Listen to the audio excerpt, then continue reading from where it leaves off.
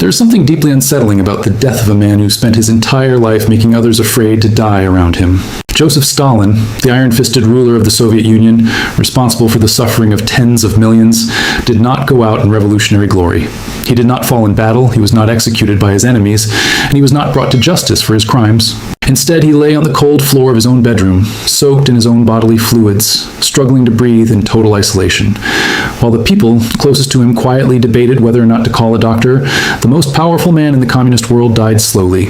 He was helpless, possibly betrayed by the very monsters he had created. No one in that building rushed to save him. This is the story of how Joseph Stalin died, and why the truth might be darker than the official Soviet record ever admitted. To understand the suspicious nature of his death, you first have to understand the kind of world he had built around himself.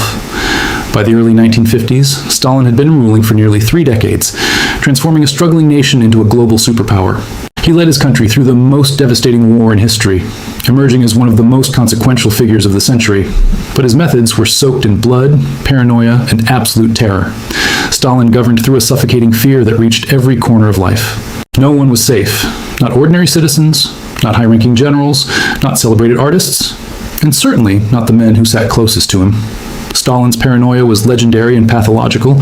He saw enemies everywhere, believing spies and saboteurs had infiltrated every level of the military.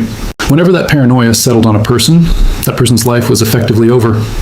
The purges of the 1930s demonstrated his terrifying capability. Hundreds of thousands were executed. Millions more were sent to labor camps in the frozen wastelands of Siberia, the notorious gulags. Survival was never guaranteed and suffering was always certain. He even purged his military leadership, nearly costing the country everything in 1941. He imprisoned the families of his closest associates to ensure loyalty. Scientists, doctors, and intellectuals had their lives ruined on a whim. And yet, despite all of this, his grip on power remained absolute. By 1953, the 74-year-old Stalin's health was declining rapidly. His mind grew more suspicious, and the men around him sensed the end.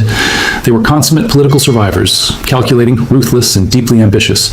Lavrentiy Beria, the head of the secret police, was so ruthless that even Stalin occasionally seemed wary of him. Beria controlled the machinery of state security, the informants, and the executioners. He was brilliant, dangerous, and utterly without moral restraint. Then there was Georgy Malenkov, Stalin's deputy premier and chosen successor, a smooth operator who survived through extreme caution. Nikita Khrushchev seemed like a minor figure, but he possessed an extraordinary talent for survival and an ambition deeper than his folksy exterior. Finally, Vyacheslav Molotov, a man who had been at Stalin's side for decades, carrying a personal grievance that cut deeper than politics. Stalin had arrested Molotov's wife, Polina, accusing her of treason. She was imprisoned and sent into exile while Molotov remained powerless. Molotov had 2 meals served at his table every evening, one for himself and one for the wife, who was no longer there. That image of a meal left uneaten says more about the personal cruelty of Stalin's rule than almost any statistic ever could. As Stalin's life ebbed away on that cold floor, the world he created, one of fear and silence, finally turned against him. These were the men gathered at Stalin's dacha, his country residence just outside Moscow, on the evening of the 28th of February 1953. It was not an unusual event, at least not on the surface. Stalin had developed a habit in his later years of summoning his inner circle. These gatherings were social occasions on the outside, but underneath the surface, they were something else entirely. They were a form of control. By keeping his closest associates at his side for hours, monitoring how they behaved and what they revealed, Stalin could watch for potential plots. For the guests themselves, these evenings were not pleasurable. They were exercises in survival. Drinking too little might seem suspicious. Saying the wrong thing, laughing at the wrong moment, or failing to laugh when Stalin did, any of these things could carry severe consequences. On this particular evening, Khrushchev would later recall that Stalin seemed to be in a relatively good mood. The drinking went on through the night. It was in the early hours of the morning that the guests finally departed. Stalin retired to his private quarters with a familiar instruction. He told his staff, "Do not disturb him until he calls for you." His guards knew they were not to enter his rooms. The staff followed these instructions without question, because questioning Stalin was not something people did if they wanted to continue breathing. And so the morning of the 1st of March came and went. 10 o'clock passed, the hour by which Stalin would typically have made noise. Noon. The afternoon hours crept by with no sound from his rooms. His staff waited, increasingly anxious but paralyzed by their fear. The rational calculation they made was that the danger of interrupting him was greater than the danger of waiting. That calculation was catastrophically wrong. It was late in the evening that a member of staff finally worked up the courage to enter Stalin's quarters. What they found was devastating. Stalin was lying on the floor, unable to move. He was barely conscious, barely breathing, helpless in his own bedroom. The most powerful man in the Soviet Union was lying helpless on the floor, and no one had checked on him for the better part of a day. Instead of calling a doctor, the staff contacted the Minister of State Security, who then contacted Lavrentiy Beria. There was a significant delay. Beria and the inner circle did not rush to his side. The exact length and reasons for this delay remain matters of historical debate. Khrushchev would later describe how they were contacted, but accounts are murky and shaped by personal incentives to seem favorable. Beria was reportedly dismissive, suggesting that Stalin was simply sleeping. Whether this was a genuine misreading or something more deliberate is unknown. Doctors were eventually summoned, but not until the morning of the 2nd of March, many hours after Stalin had been found. The team was not Stalin's usual physicians. A year earlier, Stalin had embarked on the paranoid doctor's plot campaign. When his personal physician recommended retirement due to health, Stalin had the doctor arrested and imprisoned on charges of being a spy. This single arrest then spiraled outward, as Stalin's purges always did. More doctors were arrested, charges were fabricated. Confessions were extracted under torture. An entire conspiracy was constructed from nothing, alleging that a group of Jewish doctors plotted to murder Soviet leaders. The accusations were grotesque in their absurdity, but in Stalin's Soviet Union, absurdity was never a barrier to persecution. Dozens of doctors were imprisoned. The medical establishment was thrown into a state of terror with direct consequences for the man who launched it. When Stalin lay dying on that sofa, his most experienced and trusted physicians were behind bars, put there by his own orders. The doctors who did arrive were unfamiliar with his medical history and operating under conditions of extraordinary psychological pressure. These men understood that if they made the wrong decision, or if Stalin died and they were blamed, their own lives could be forfeit. Accounts describe the attending physicians as visibly shaking, so nervous that their anxiety compromised their ability to conduct a proper examination. This is one of the most darkly ironic dimensions of Stalin's death. The system of terror he perfected now ensured no one could save him. The staff had been too afraid to check on him for hours. The members of his inner circle were content to let events unfold. Stalin had created a world in which the instinct for self-preservation overrode all other considerations, and in the end, that world killed him. Over the following days, Stalin's condition deteriorated steadily. He drifted in and out of consciousness, struggling to breathe. He exhibited all the signs of a massive stroke. Doctors recorded that he had been vomiting blood, indicating a serious systemic impact. The members of his inner circle came and went, maintaining the appearance of concern while privately calculating their next moves. Stalin's daughter, Svetlana Alliluyeva, was summoned to his bedside. Her relationship with him was marked by love, fear, and distance. In her later memoirs, she described the final hours with unflinching honesty. She wrote about the labored and agonized breathing filling the room. She said that he literally choked to death as those around him watched. It was not a peaceful passing, it was brutal and prolonged. On the 5th of March, 1953, Joseph Stalin died. The official cause of death was recorded as a cerebral hemorrhage, a stroke. When an autopsy was performed, the findings appeared consistent. Pathologists identified a large hemorrhage and hardening of the arteries. But while official findings pointed to natural causes, everything came wrapped in layers of Soviet secrecy and political calculation. This was not an independent autopsy. It was carried out by people who understood that their findings had significant political implications. The question of whether Stalin was poisoned has never been fully resolved. It has been the subject of serious historical inquiry for decades. The circumstances of his final evening are suspicious in ways that cannot simply be dismissed. The long hours before anyone checked on him, the delay in summoning doctors, the behavior of Beria and others in the immediate aftermath. And then there is Beria himself, who reportedly made no attempt to disguise his relief, and possibly his satisfaction, at the news of Stalin's death. According to Molotov's memoirs, Beria told members of the Politburo directly that he had done Stalin in and saved them all. Molotov's memoirs have their own political coloring, but the remark, if accurately recorded, is extraordinary. The most widely discussed theory involves the possibility that warfarin might have been introduced into Stalin's drinks during that final evening. Warfarin causes exactly the kind of massive internal hemorrhaging described in the autopsy. It would have appeared as a natural stroke.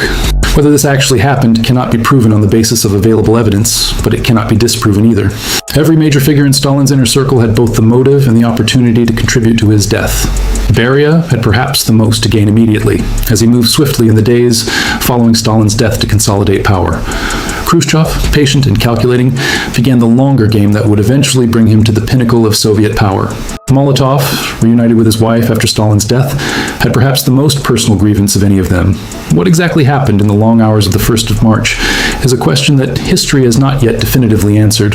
What happened in Moscow in the days after Stalin's death was a spectacle unlike anything the capital had seen in years. His body was placed on public display, surrounded by flowers, as enormous crowds filed past to pay their respects. Senior figures of the Soviet state stood in formation, each of them keenly aware that the performance of mourning was a political act. Genuine grief existed among ordinary citizens, but alongside it ran currents of fear, relief, and the beginning of something new. The transition was not smooth. Beria used his control of the security apparatus to try to position himself as the dominant force, but he had badly miscalculated. The other members were too frightened of him and too experienced to allow him to take over. In the summer of 1953, Beria was arrested. He was charged with treason and espionage, and after a secret trial, he was executed. The man who many suspected had helped bring about Stalin's end met his own end at the hands of the system he had served. The broader transformation of the Soviet Union that followed Stalin's death was remarkable. In a relatively short period, millions were released from the Gulag system, cutting the prison population nearly in half. The use of torture as an official instrument of the state was formally prohibited. Doctors imprisoned under fabricated conspiracy were released and publicly rehabilitated. A cautious but real loosening of suffocating cultural and political controls began to take hold. This process became known as de-Stalinization, led most forcefully by Khrushchev. In 1956, he delivered his famous secret speech to the 20th Party Congress. He denounced Stalin's crimes, his cult of personality, and the terror that defined his rule. It was an extraordinary moment in Soviet history, a sitting leader dismantling the mythology of the man who ruled for 3 decades. The speech sent shockwaves through the Soviet Union and communist parties worldwide. It set in motion a period of reform and unrest that would shape the rest of the Cold War. But de-Stalinization was not a straightforward process. It created tensions and raised expectations, and then sometimes brutally disappointed those expectations. The Hungarian uprising of 1956 was one of the most dramatic expressions of those tensions, a popular revolution against Soviet-backed authoritarian rule, ultimately crushed by Soviet tanks. The story of that uprising, of what drove ordinary Hungarians into the streets in defiance of an empire, and of what happened when that empire chose to reassert itself by force. It is deeply connected to everything that began with Stalin's death. But let us return, one final time, to the man at the center of this story. Joseph Stalin was, by any reasonable historical accounting, one of the most destructive individuals of the 20th century. The scale of suffering caused by his decisions is almost incomprehensible. The purges, the forced collectivization that caused famines killing millions, the Gulag system, the deportations of entire ethnic groups, the political terror that reached into every family and every community across a vast nation. At the same time, he presided over the industrialization that made the Soviet Union a superpower, and he led the country through the existential nightmare of the Nazi invasion, a war in which the Soviet Union suffered losses on a scale that staggers the imagination. He was a figure of profound and terrible contradictions, and his death reflected those contradictions perfectly. The man who had spent his life making others afraid to act freely was ultimately destroyed by the fear he created. His doctors were too afraid to treat him. His staff was too afraid to check on him. His potential successors were content to watch him die because his survival was their greatest threat. There is a certain cold logic to all of it. Stalin had designed a world where no one could act except on self-interest and fear. In the end, self-interest and fear consumed him. Whether poisoned by a rival or abandoned to die, the result was the same. The architect of Soviet terror died in the grip of the terror he had made. And somewhere in that room, as his breathing slowed, the great machinery of an empire waited.